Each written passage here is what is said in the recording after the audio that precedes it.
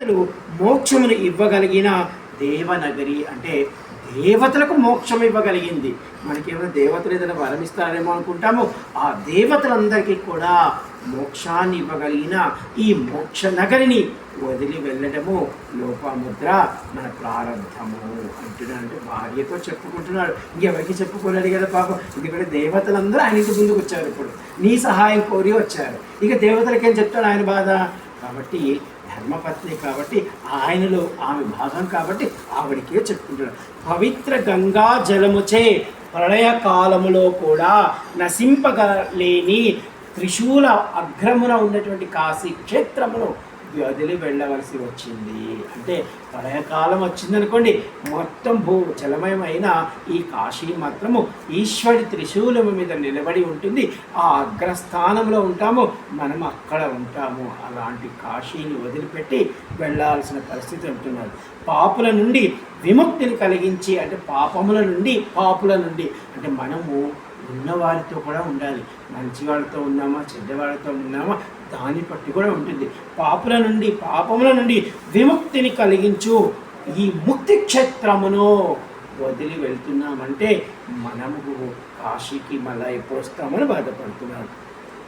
మహాదేవిని సాయుధ్య మోక్షమునకు ఇవ్వగలిగిన కాశీ మళ్ళా ఎప్పుడు దర్శిస్తా అంటే ఈశ్వరుడు ద్వాదశ జ్యోతిర్లింగంగా చాలా దగ్గర ఉన్నాడు ఆయన.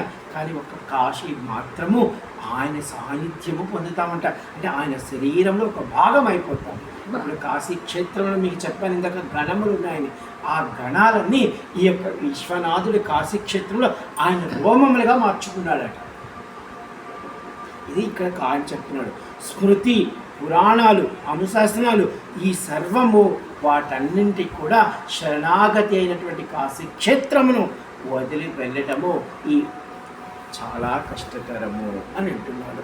మానవ శరీరంలో 72,000 నాడులు ఉంటాయి. ఈ 72,000 నాడుల్లో విధానాడి అలాగే పింగళా నాడి అంటే మనకి 72,000 నాడులు ఉంటాయి. ఈ 72,000 నాడుల్లో ఈ ఇలా పింగళా నాడి అంటే మనకి కాశీ క్షేత్రము అసీ నది నుంచి వరుణా నది వరకు ఉంది. అదంతా అంటే ఈ అసీ నది పింగళా నాడి, ఆ వరుణా నది పింగళా నాడి. అంటే మన శరీరంతో ఈ గంగమ్మ అసీ నది నుంచి వరుణా నది ఉన్నదాన్ని పోల్చాడు. ఇక్కడ ఎవరు ఈ అగస్త్యమని చెప్తారు.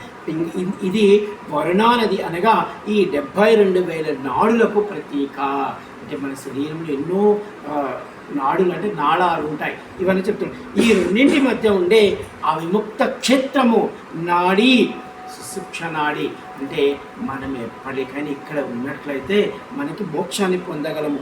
జీవుడు పరమాత్మ ఎందుకు కలిసిపోగలడు. నిన్న వేరే దగ్గర కూడా ప్రవచనం చెప్తే అక్కడ ఒక పెద్ద ఆవిడ వచ్చింది. ఆవిడ చూసుకొని ఇట్లా వింటుంది. ఆవిడ అంటుంది, మీరు సాక్షాత్ ఈశ్వరులాగే కనబడుతున్నాడు నాకు అని.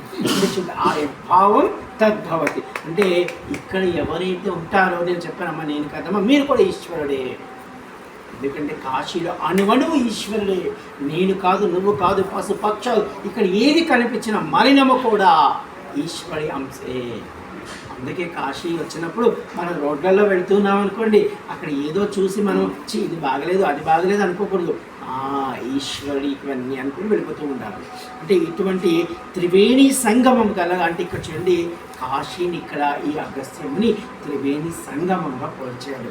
ఎలా పోల్చాడంటే ఈ ఇడానాడి ఆ పింగళా నాడి మధ్యలో సుషుప్త నాడి 3 నాడులు పెట్టాడు. అంటే అసీ నది దగ్గర ఉన్నటువంటి ఆ యొక్క కలయిక, వరుణా నది దగ్గర ఉన్న కలయిక, ఈ మధ్యలో ఉన్న కలయిక సుషుప్త నాడి. అంటే ఈ 3 నాడులు కలయిక వల్ల మనలో ఉన్న ఆత్మ పరమాత్మలో చెప్తుంది చెప్తున్నాడు. అంటే సుషుప్త అంటే ఆధ్యాత్మిక వైరాగ్య ప్రవాహానికి సంబంధించి, అంటే ఈ సుషుప్త నాడి మనకి ఈ వెన్నుపూస నిఠారుగా రావడానికి పనికొస్తుంది. అంటే ఏం చెప్తున్నాడు, మనకున్న శరీరంలో 6 చక్రాలు ఉంటాయి కదా.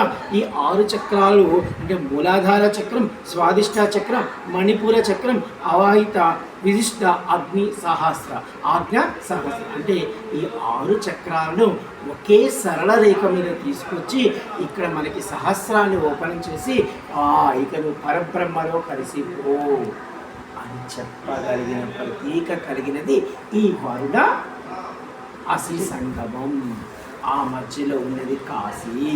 దీన్ని వదిలిపోతున్నాము మనం ఇప్పుడు. ఏమిటి లోపాముద్రాదేవి అంటున్నాడు అనమాట. ఈ 3 నాడుల కలయికే వారణాసి.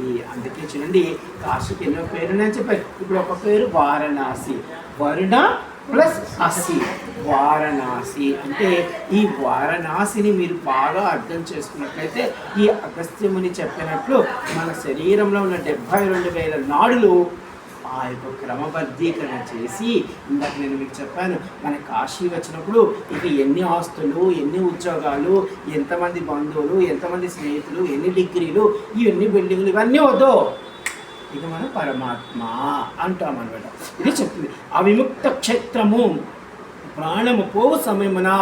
అంటే ఈ అవిముక్త క్షేత్రంలో మనం ఉన్నామనుకో, మన ప్రాణము పోతుందనుకో, ఆ సమయమున ఈశ్వరుడు మన చెవి యందు తారక మంత్రం ఉపదేశించి ఆయనలో కలుపుకుంటాడు. ఇది వదులుకుంటున్నాము ఇప్పుడు మనము లోపాముద్రాదేవి అంటున్నాడు. అలా చెప్తున్నాడు. ఈ కాశీఖండంలో నేను ఇప్పుడు మీకు 5వ అధ్యాయం చెప్తున్నాను. అందులో 109 శ్లోకాలు ఉన్నాయని చెప్పాను. ఇప్పటికి నేను మీకు చెప్పిన ఈ ఉపోద్ఘాతం అంతా 26 శ్లోకాలే అయినాయి ఇప్పటి వరకు. ఈ సంస్కృతంలో ఉన్న 26 శ్లోకాలకే మీకు 27వ శ్లోకంలో చెప్తున్నాడు. ఆయన ఏం చెప్తున్నాడు?